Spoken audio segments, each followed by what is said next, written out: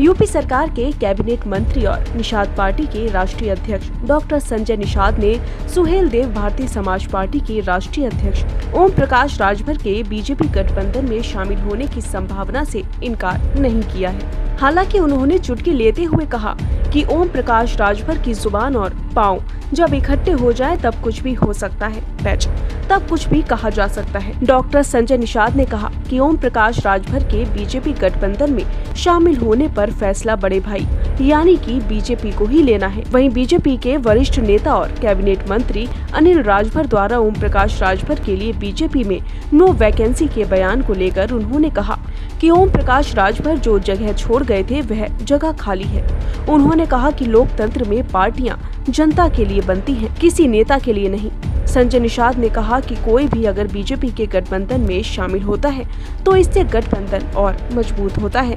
उन्होंने यह भी कहा कि बीजेपी का गठबंधन लोगों को जोड़ने वाला है। ओम प्रकाश राजभर के बीजेपी गठबंधन में शामिल होने का फैसला बीजेपी को लेना है। वहीं संजय निषाद का कहना है कि उनकी पार्टी दमखम के साथ निकाय चुनाव लड़ेगी। उन्होंने कहा है कि पार्टी कार्यकर्ता चुनाव लड़ता है। निकाय चुनाव में जिन सीटों से कार्यकर्ता चुनाव लड़ना चाहते हैं उनसे आवेदन लिया जाएगा।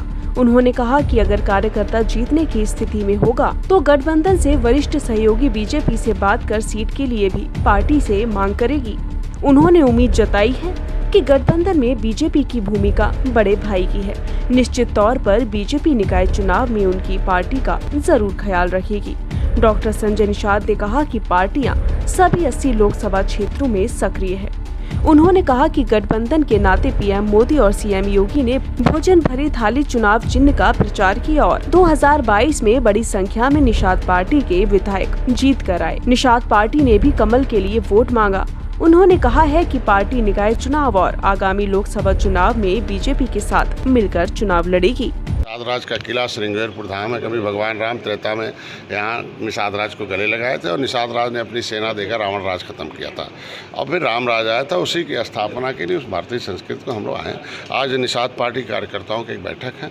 रिवर रेंचिंग भी है क्योंकि प्रधानमंत्री जी ने पहली बार है कि पिछली सरकारें इन्हें शिकार बनाती थी, पहली बार है भारतीय जनता पार्टी हिस्सेदार बना रही है।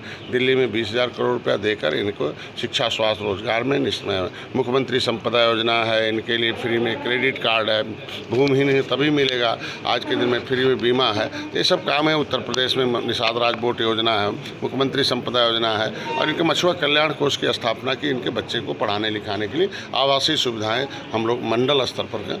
सबसे बड़ी बात है कि यहाँ वादा किया था और यहाँ कौशंबी में एक मोहम्मदपुर चायल गाँव ग्राम सभा है कि जहाँ भगवान राम ने जब वनगमन गए चित्रकूट, तो वहाँ मैं एक निषाद राज की मूर्ति 7 फुट की लगवा रहा हूँ और शुरू मतलब 1 महीने के अंदर लग जाएगा और जमीन रजिस्ट्री हो गई है।